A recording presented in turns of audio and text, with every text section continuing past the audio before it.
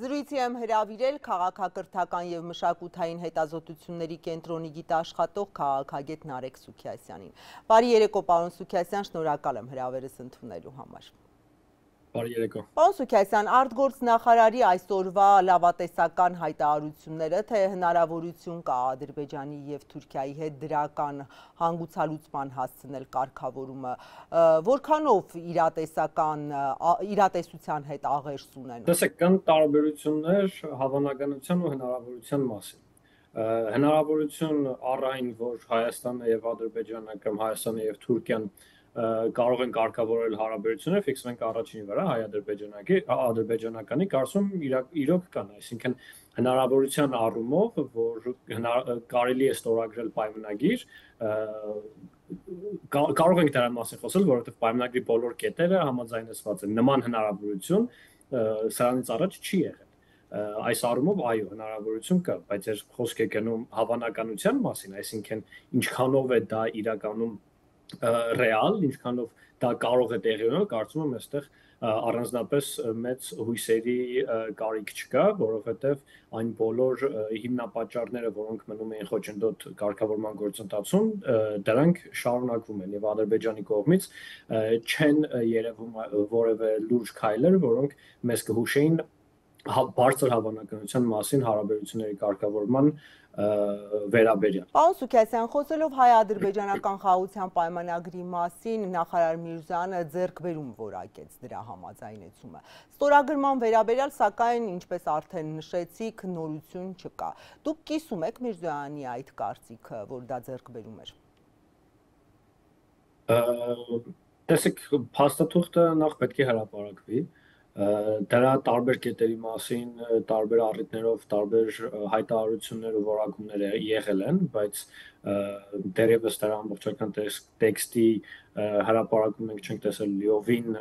դրա մասին։ Ծանոթ չենք կետերին։ Ինչպես։ Ծանոթ չենք կետերին։ Ծանոթ ենք դրա, գրեթե եթե կարող ենք անգամ միասին նստել եւ թվարկել դրանք ու շատ մեծ ճշգրտությամբ կձևակերպենք այն, բայց ամեն դեպքում նման գնահատականների համար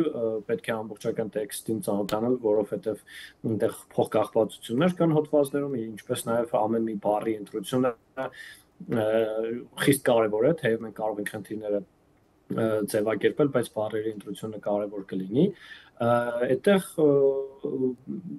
գերազանցապես ցավոք սրտի հայկական կողմի միակողմանի զիջումների մասին են ու սա օգտագործվել է հայկական կողմում գերազանցապես երկու պատճառով, մեկը ցանկությունն է հնարավորինս շուտ եւ հնարավորինս շուտ հասնել համաձայնության եւ ստորագրել դա, այսինքն այս վերջի համաձայնությունը վերջի կետերի մնացող կետերի մասով կարծում եմ հենց դրա պատճառով են, որ շատ եթե Ադրբեջանը ցկցկում է, հա, եթե անհամաձայնությունները պարզապես ցկցկման առիթ են, ապա հայկական կողմը իր վրա է վերցնում այդ ցավոտ բեռը եւ գնում է համաձայնության, իսկ երկրորդ դրդապատճառը դա պարզապես անհնարինությունն է թույլ տալ եւս մեկ էսկալացիա Հայաստանի դեմ, ագրեսիա, իսկ Ադրբեջանը հենց նման շանտաժի լեզվով է խոսում կամ գործելակերպով լարելով իրավիճակը սահմանին ամեն պահի, երբ բանակցությունները փակուղի են մտնում կամ Հայաստանը փորձում է դիմադրել իր պահանջներին։ Այս առումով փաստաթղթի ձեռքբերումը իր գինն ունի, այն բացառապես չի կարելի ներկայացնել ոչ գունավոր եւ պայծառ գույներով, ոչ էլ իհարկե լիովին այն համարել ինչ որ կապիտուլյացիոն փաստաթուղթ բնավ, թեև հաշվի առնելով բոլոր այն զիջումները, որոնք գիտակցաբար մեր բանակցող կողմը կատարել է։ Դրա գլխավոր թեստը հաջողության իհարկե կլինի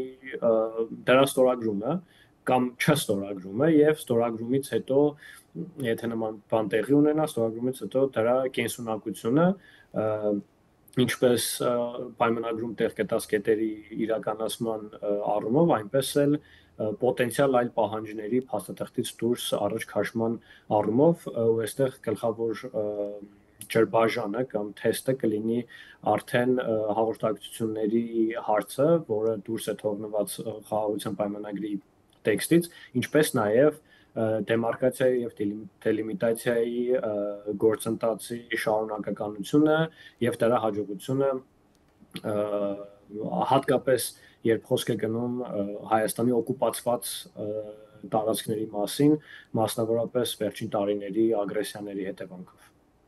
Եվ Փաշինյան-Էրդողան այսօրվա հեռախոսազրույցի մասին պաշտոնական հաղորդագրությունը շատ հակիրճ է,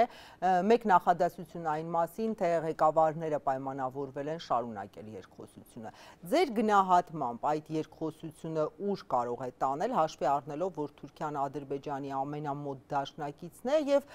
պայմանավորվածություններն էլ հայ-թուրքական գետնի վրա իրականություն չեն դառնում։ Չեմ կարծում, որ սենյակում փակվել է եւ որևէ մեկի հետ սկզբունքորեն չխոսելը լավ ռազմավարություն է, խոսել հարկավոր է։ Թուրքիայի հետ երկխոսության դեպքում կա մի խնդիր ցավոք սրտի, խրոնիկ, որը հետապնդել է այս հարաբերությունները, դա այն պարագան է, որ հայ-թուրքական երկխոսությունը կամ Հայաստան-Թուրքիա երկխոսությունը հազվադեպ, եթե երբևիցե հենց հայ-թուրքական Հայաստան-Թուրքիա հարաբերությունների մասին։ Ցավոք սրտի դրանք ավելի շուտ պայմանավորվում են Թուրքիա, ԱՄՆ, ԱՄՆ, Ռուսաստան, Հայաստան, ԱՄՆ, Հայաստան, Ադրբեջան եւ այլ նկատառումներով, քան հենց Հայաստան-Թուրքիա երկկողմ հարաբերությունների շահերով։ Եթե այդպես լիներ, եթե հենց այս երկուսի մասին լիներ կարգավորման գործընթաց, ապա կարծում եմ, որ արդեն վաղուց դրանք կարգավորված կլինեն կամ առնվազն ինչ-որ լուրջ առաջընթաց մենք տեսած կլինեինք։ Ցավոք սրտի այս պահին եւ վերջին տասնամյակում գնալով էլ ավելի Ադրբեջանի լծակները Թուրքիայի վրա եւ հատկապես երկու գործող կառավարող ադմինիստրացիաների միջև այնքան սերտ ու կարեւոր են, որ Թուրքիան իր բոլոր գործողությունները հատկապես ռազմավարական գործողությունները կապում է Ադրբեջանի քմահաճույքների հետ եւ անգամ այնպիսի փոքր հումանիտար ինչու՞ չէ նաև սիմվոլիկ քայլերը, որոնք տեղի ունենում, առաջընթացը, որը տեղի ունենում հայ-թուրքական շերտում, շատ լուրջ արձագանքի են արժանանում Ադրբեջանի կողմից, ինչպես դրա վերջի արտահայտումը Մարկարայի կամրջով հումանիտար բեռների հասցնումն էր Սիրիա։ Շնորհակալ եմ զրույցի համար, հիշեցնեմ, զրուցում էի քաղաքակրթության եւ մշակութային հետազոտությունների կենտրոնի գիտաշխատող քաղաքագետ Նարեկ Սուքիասյանի հետ։ Շնորհակալություն պարոն Սուքիասյան եւ հաջողություն ձեզ։ Ես եմ շնորհակալ։